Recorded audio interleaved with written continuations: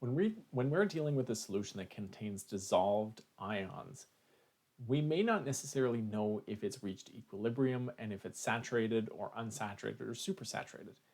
In order to help us with this, we use a calculation that is called Q. And Q means quotient. Basically, I always think of it like a question. Is it at equilibrium? Now, the way that we use Q is basically the exact same way that we use KEQ or KSP. It's just that the numbers we put into it, we don't know if it's at equilibrium. So what we're going to do is actually check and see by plugging them into an equation. So to show you how to do this, let's take a look at this example.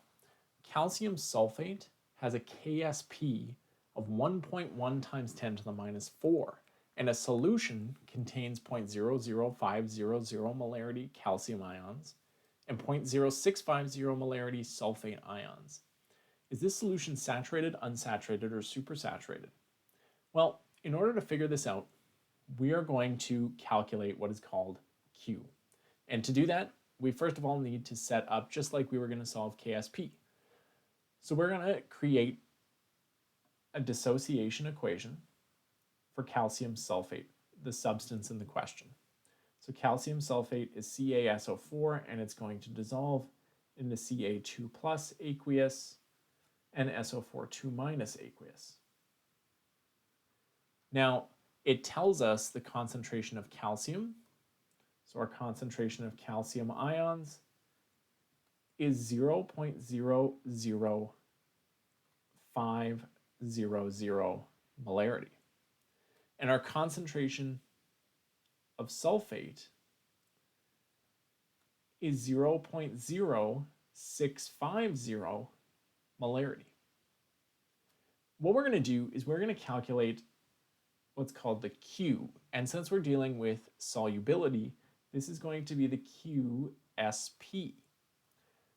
The QSP has the exact same formula as the KSP.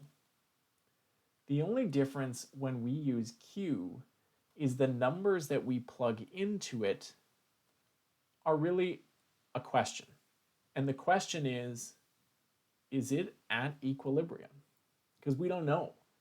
But what we do know is the KSP. We know that the KSP for this particular substance is 1.1 times 10 to the negative 4. And when we plug these numbers into the equation, if they give us this, it's at equilibrium, and it means it's saturated. If it's above or below, we can then figure out what's going on with our solution.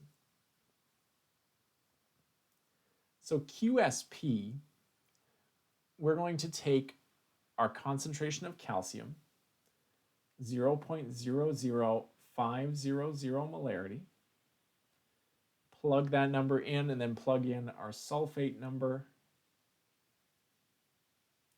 And then we're just going to calculate this and get a value for it. When you punch this into your calculator, you should come up with this number, 3.25 times 10 to the minus 4. So here's what we've just learned. We've learned that the QSP is actually greater than the KSP.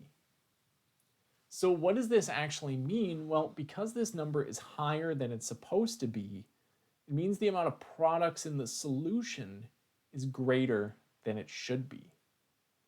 That tells us that this solution is actually supersaturated. And if you had to make a prediction about what was going to happen, since it's supersaturated, a precipitate is going to form. It's actually going to lose ions out of the solution. And that's what we're dealing with in this question. Now, we should maybe think through what are the other possibilities here. It is very possible that you could have calculated a QSP that is equal to the KSP. And if that's the case, it is perfectly saturated. And if something is perfectly saturated, you should expect that no precipitate will form. There is no extra solid dissolved in that solution. So you shouldn't expect to see a solid come out. It is also very possible that when you do this calculation that the QSP will come out to be less than the KSP. And if the QSP comes out to be less than the KSP, well, what that actually means in our equation is the amount of products in the solution is lower than it should be. That's another way of saying this is an unsaturated solution. Since this solution is unsaturated, obviously no precipitate will form because it doesn't even have enough solid dissolved in it in order to be saturated. So you can see that we can actually use KSP and make predictions using this Q value to figure out what's going on in our dissolved substances.